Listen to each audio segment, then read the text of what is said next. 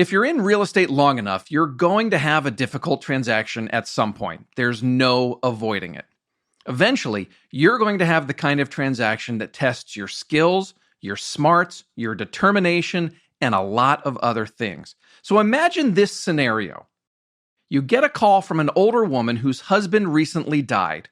She's now the sole owner of an inexpensive investment property in your area.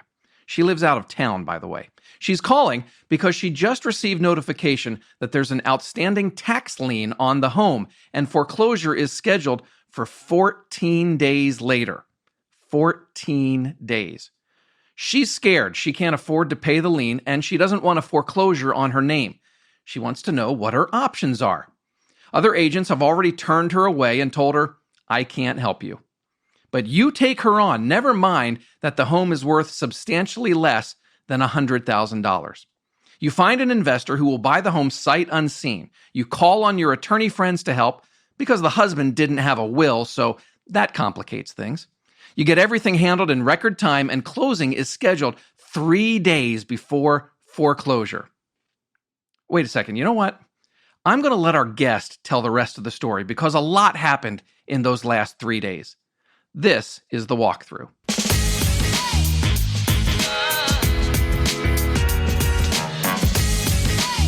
Hey everyone, I'm Matt McGee, and in this show you'll learn what's working right now from the best real estate agents in the country. The Walkthrough is part of HomeLight's Agent Resource Center, which we created to help agents like you grow your business from good to great to amazing. At HomeLight, we believe in real estate agents, and we believe that by helping agents like you be more productive, more efficient, and more successful, the entire industry improves. If you'd like to reach me with feedback, ideas, or questions about the show, just send an email to walkthrough@homelight.com. In fact, we're going to be reading and sharing some of those incoming emails on future shows. So if you have a question that you want to ask other agents, send us an email. If you have a follow-up question for today's guest, send us an email. Again, the address to use is walkthrough@homelight.com. Normally on the show, we focus on expert tips and advice to help you grow your business, but this episode is different. I'm calling this one The Story Behind the Sale. Oh, sure, there are lessons to be learned, but it's more about dedication, persistence, hard work, and doing what's right, even if there's not a big paycheck waiting at the end. This episode is a celebration of how great real estate agents do their job and hopefully serves as inspiration for all of you listening. On today's show, you're going to hear from Raylene Lewis, one of the top agents in College Station, Texas. Raylene's story is a testament to something we at HomeLight believe in strongly, that great real estate agents will always be a valued and necessary part of the real estate process. What you're about to hear just happened a couple months ago. When I spoke to Raylene for this podcast, I invited her to tell the story from start to finish. I said I'd stay as quiet as possible and hold my questions until the end. So sit back and enjoy this remarkable story behind the sale. So here's what happened. I had an older woman named DJ. She contacted me and she was really, really upset. And what had happened was her husband had recently passed away and he didn't have a will. They did not live locally. They lived out of town, and they owned an investment property that had a tenant that was occupied. It was actually a long-term tenant, and the property was currently leased. And the tenant had been there, like I said, for several years. And kind of like in my house, the husband had handled the majority of the finances and the paperwork while they were married.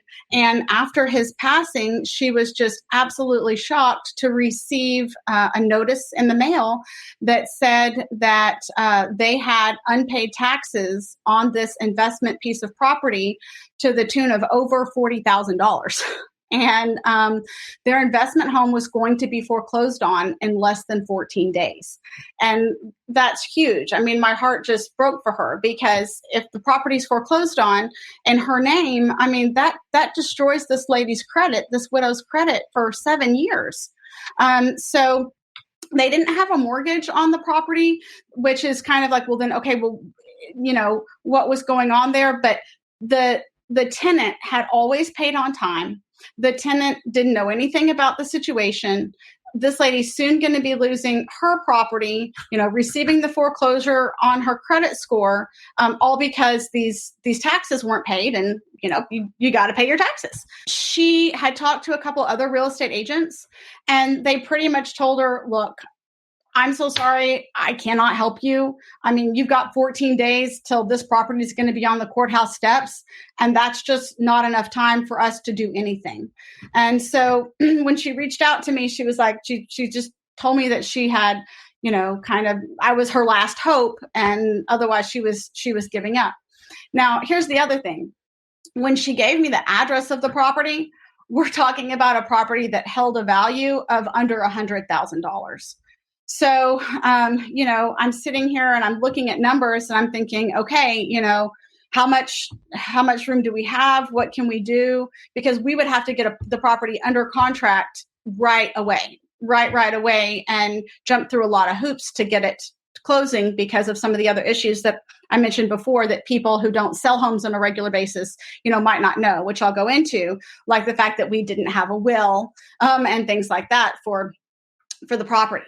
So I told her that I would do everything I could, which I did, to assist her in getting this home sold prior to foreclosure. And the first step was, going and taking a look at the property, which was, dealing with the people that were currently managing the property, talking them into getting me a key same day, letting me into the house because tenants typically like quite a bit of notice.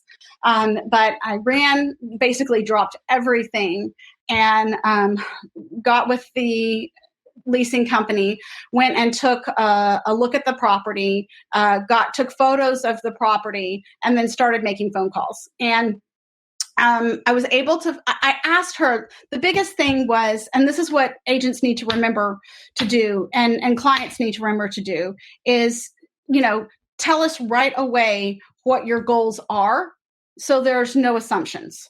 And in this case, what DJ said was, look, Raylene, I just want out. I don't want this foreclosure on my credit.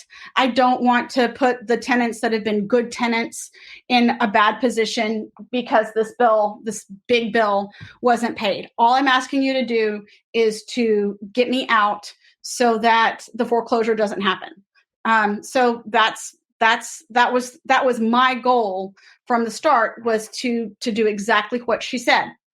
So I found an investor after quite a few phone calls who was willing to take a look at my photos.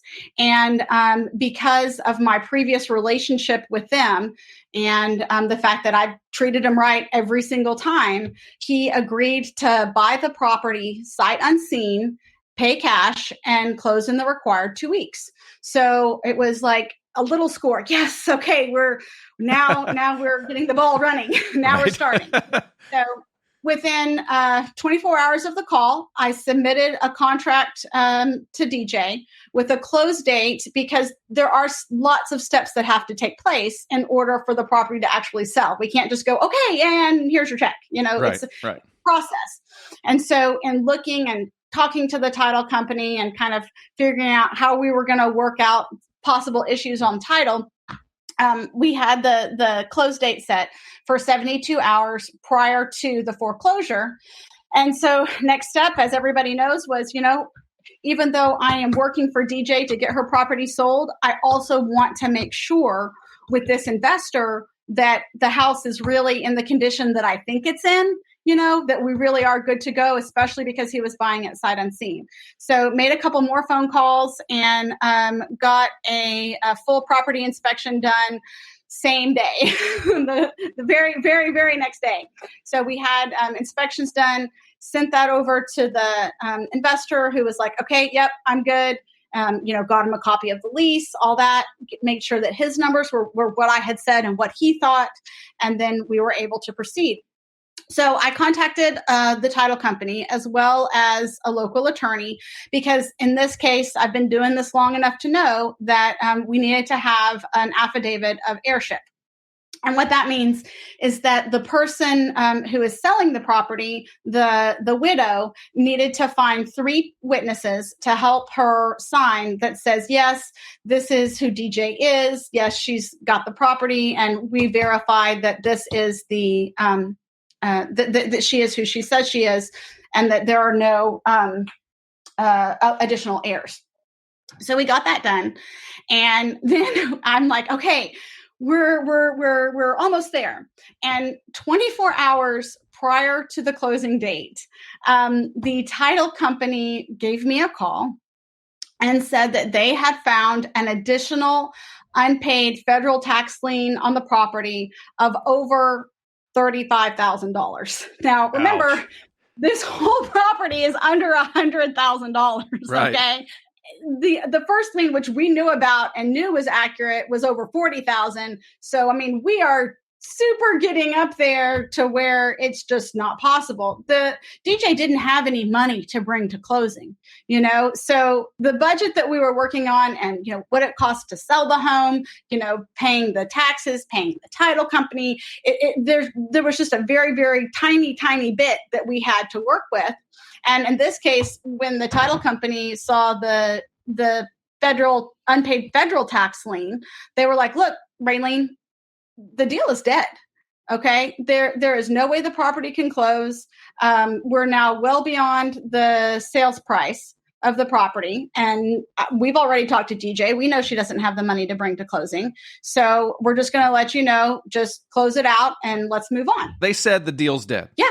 They said, Raylene, it's over. The deal's dead. Look, they said that I could just, relax, and that if the investor still wanted the property, he could buy it on the courthouse steps, on Tuesday. That was what I was told. And I was like, okay, yes, that helps half the problem in that, then the investor, if he still wanted the property, could get it because he had spent money on inspections. But no, that doesn't solve my goal at all, because the whole point of us going through everything was so that DJ would not have that foreclosure on her credit score. To me, no does not always mean no. Until I have exasperated all possible options and made sure, and that's just part of, I don't know, just experience, I would say, for doing this for so long. Mistakes can happen. And sometimes I just want to make sure that I have all of the information, because this is, like my grandmother always said, there's always more than one way. There's always more than one way. And sometimes no matter how many ways you try, it's still not possible. But I've always lived by my grandmother's motto. I'm always trying to think outside the box to say, okay, well, I just got shut down here. Is there any other road, avenue, path I could take that would still meet my client's goals that's realistically possible? So in this case, what I did was I did not call the deal dead, which is typical Raylene. And this time I called my buyer. Sorry, I called the seller. And I said, hey, DJ, the title company is saying that there is an additional lien. Now, sometimes sellers don't know, okay? And sometimes they do, and they just don't tell you.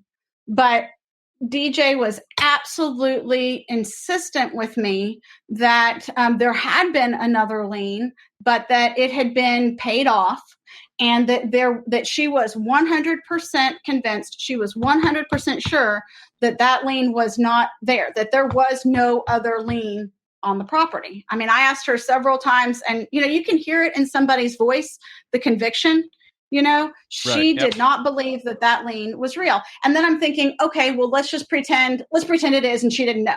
Right. So then I started asking her a couple other questions. And I think of this, a good way to think of it, like if you're just somebody who's listening to this, is like, when a buyer wants to buy a property and they say, I want a 4-bedroom, 2-bath house, I don't just go and run with that, because to me, the knowledge of, okay, you have a 4-bedroom, 2-bath house, or this is what you want, isn't as important to me as how are you going to use the 4-bedroom, 2-bath. Yes. Or when somebody says, I want a minimum of an acre. Well, do they really want a minimum of an acre? or do they just want privacy? Same thing for a 4-bedroom, 2-bath. Do you need 4 full bedrooms? Are you wanting one to be a study, one to be a game room? Because as an agent, you could automatically eliminate things that would have been potentially the perfect house for the client, right? So it's really important to understand the background and the why. And that's kind of the same thing here. So I asked a question that some people don't think of, but that's really important when we're dealing with these liens. I asked her, I said, ma'am, I don't mean you any disrespect, but can you tell me anything about your marriage with your late husband, just in case something had been overlooked? Have you always been married? That sort of thing. And believe it or not, DJ and her husband had been divorced. They got a divorce. They remarried again later, but they were divorced for a while, like signed by a judge and everything. And of course, my next question was, can I have a copy of that decree, that divorce decree?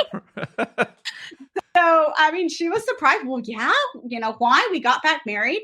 And I'm like, but I knew that was an investment property and she had never lived in the house. So if in the divorce decree, the property had been given to her, then that would nullify this federal tax lien. It would not apply to her.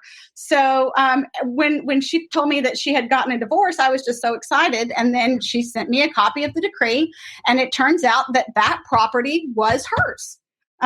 It was given to her in the divorce, which means that the federal tax lien, which was under the husband's name, did not apply for this transaction. So I was like, woohoo!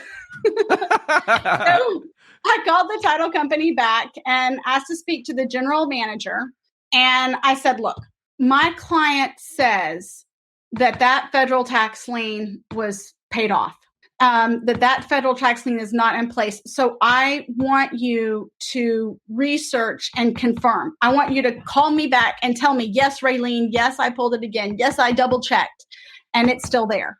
Okay. And then at the same time, I'm over on the other side. Now I've got an attorney. I hired a really, really good attorney friend of mine who I just needed to do a little bit of paperwork. I gave him the copy of the divorce decree to review to make sure, because I'm not an attorney, right? So I can't say for sure. I need somebody who is the professional to say. And that's part 2 of what being a good agent is. Even if I can't solve the problem, even if I can't answer it, an agent who, knows their job and knows how it works and has been in business can get you in touch with the right people to help get the job accomplished. So that's what we did in this case. I contacted the attorney. I sent him the divorce decree, and he was like, yep, it doesn't apply. It's owned by her. It's not community property. So then I was like, great. Can you send a nice little letter to the title company for me to provide documentation that that the federal tax lien was with her deceased husband and did not run with the rental property. So in addition to, I remember I had already asked him to help me do the affidavit of heirship.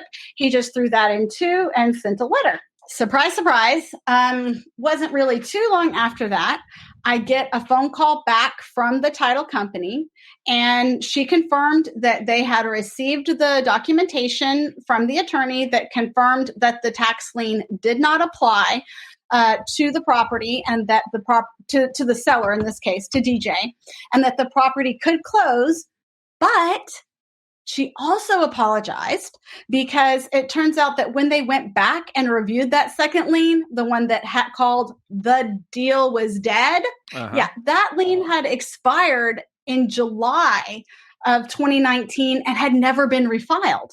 Now, that could have either been because he was passed and it was noted that he was passed, or that it was paid off. But the point is, my client was right. There was no lien in place. And because I believed her and I pushed the issue, now we could close either way. We could have closed because I proved that the tax lien wasn't there anymore, or because it didn't even matter, even if it was still there, because since they had been divorced previously and since the property was hers, it didn't even apply. So Thus, my ability to brag at the very end with you, because that property closed on time. The tenant was allowed to stay in their rental home. They never even knew that they came so close to having to find another place to stay, right? The seller, she was able to sell her property, and she was so sweet. She was just so, so happy. That was like the best thing ever, was for me to tell her, you're all done. There's nothing on your credit. You're all set. The property has closed, and congratulations. And then, you know what? Even the investor was happy because he got a fully occupied rental property. So, and yay.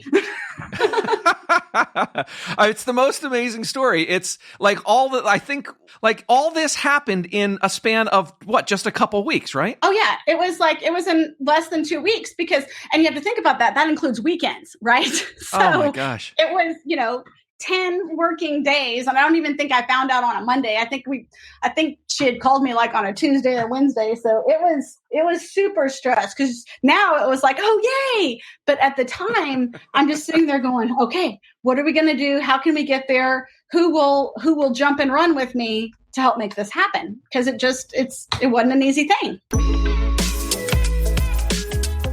Hi, everyone. If you're enjoying the walkthrough, we'd appreciate it if you tell the real estate agents in your network about us. Even more, please rate and review us on Apple Podcasts, Spotify, or wherever you listen. Your feedback helps us get better, and in some cases can also help new listeners find and hear us. And when we get around to having you on the show, the more listeners, the better, right?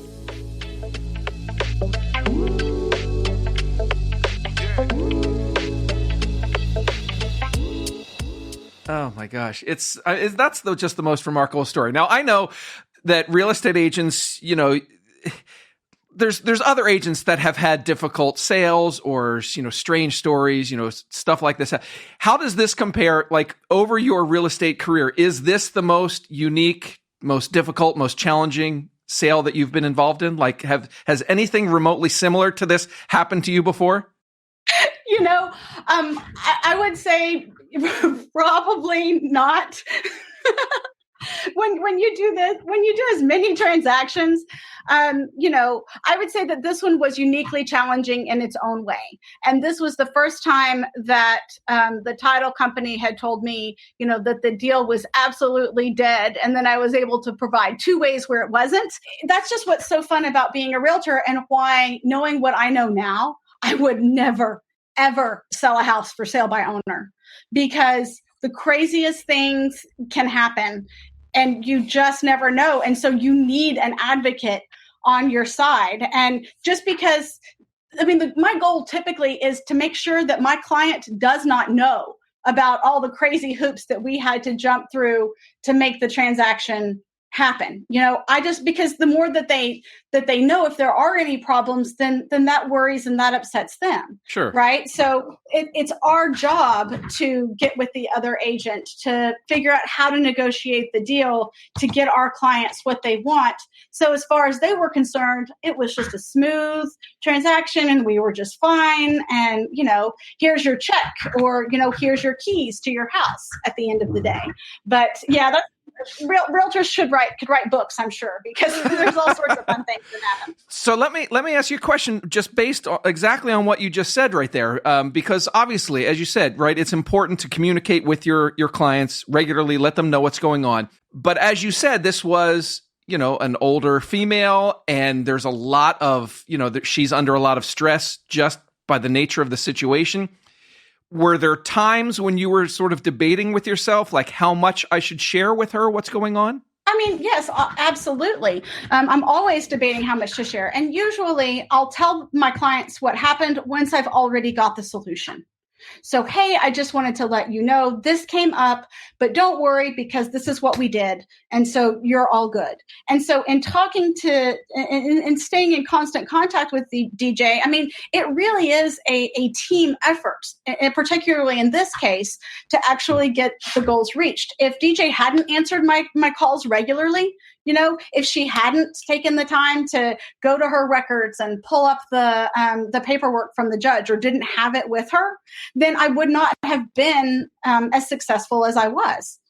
It's just, you always want to be upfront and honest with your client, but you want to let them know that you have their best interest at heart and that you are doing everything you can to meet their goals. And then you let them know, what you need so that you can reach the finish line. Gotcha. Now, let me go back to the beginning real quick, because you mentioned that she had contacted some other agents to explain the situation. The other agents had said there was, nothing that could be done. It was a helpless situation. Then she contacts you. What about the situation makes you think that it's not helpless? I mean, I don't know. I don't ever really find a helpless situation. It's not helpless until I've tried it and exasperated all my resources. I just don't believe anything is helpless. I don't think there is such a situation. Typically, there's a straightforward way to solve the problem, but the straightforward way isn't always the best way, or isn't the way that's going to end up in the closing. So you kind of have to think of it from a true salesperson standpoint on how can I get from point A to point B. And maybe that's why the other agents couldn't. I mean, I'm sure she told them, well, there's no will, right? And we've only got 14 days. And as soon as you say the address of the property, about how much the property is going to be. And so, it's easier for some people, I guess, not to try, especially when there's not that much money involved. I mean, this was a cheap deal, and it took a lot of time. But for me, a large part of the fun is solving the problem, reaching the goal, and helping the client. So, some agents go the extra mile and others don't. And so make sure to find an agent who will every time. Yeah. And I mean, and since it was sort of a less expensive home, clearly, the paycheck you get at the end was not your motivation here. No. There's quite a few times where the paycheck isn't the end. I do it because I want to help people. And I like solving the problems. You want an agent who loves their job for what it is, not just to get the paycheck at the end of the day. Right. Another thing that I want to make sure that we make the point of too. You mentioned a couple times just now when we were chatting that it's a team effort here. You clearly had investors that you could reach out to at the beginning. And it sounds like you also have a good relationship with the attorney, or perhaps more than one attorney that you were able to reach out to. Because I know locally here in our area, if we were to call an attorney and ask for them to help with something, it might be 2 or 3 days before we get a reply. But you needed everybody to be like on their game and just like go into take action like right away. So I think is the lesson there, the value of having a good network of people that you can rely on? Yes.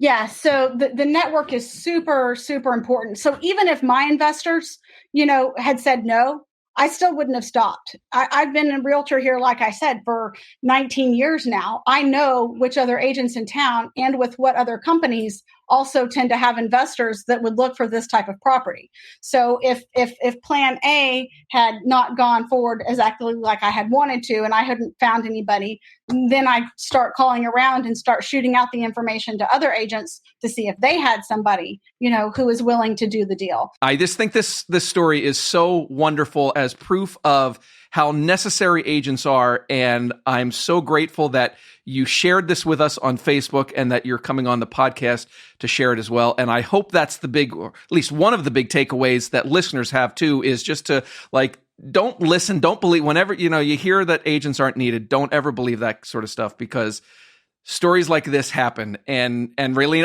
I'll give you the last word. What do you think? What would you want listeners to take away from this incredible story that you told? Well, gosh, I mean, thank you for coming out, but thank you for, contacting me and for listening to my story today. And just know that a really good real estate agent works so hard, literally 24/7, to help their clients meet their goals, and will do everything possible to make sure that, be it buyer or seller, they are treated fairly, they are treated with respect, and that their absolutely best interest is at heart.